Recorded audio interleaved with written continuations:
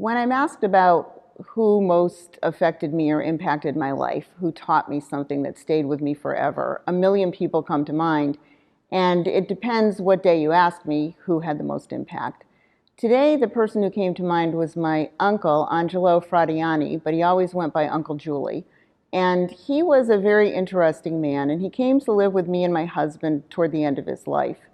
And I got to hear a lot of his stories about growing up in Hartford, Connecticut, about different things that he experienced in the 30s and in the 40s during World War II. And I always loved the way he brought compassion into his stories. He would tell me stories about racial divides among the kids who grew up in the North End of Hartford, and he would listen to stories that were told to him by friends who were black, and he would say when they told him a story and it didn't fit his understanding of the world, because he didn't live in that same world necessarily, he would always say, "I took note." And I loved the way he always said that. I took note, because it meant that even as a kid, he was paying attention to what people were saying.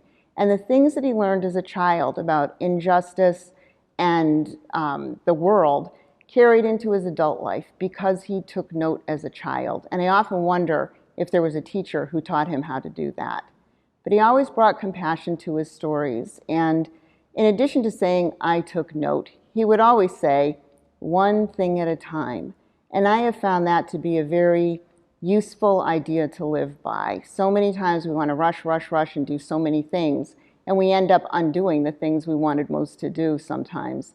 So I stop and pause every once in a while, and I take note, or I just think, one thing at a time. And those were great lessons that he imparted to me, and I will value those forever.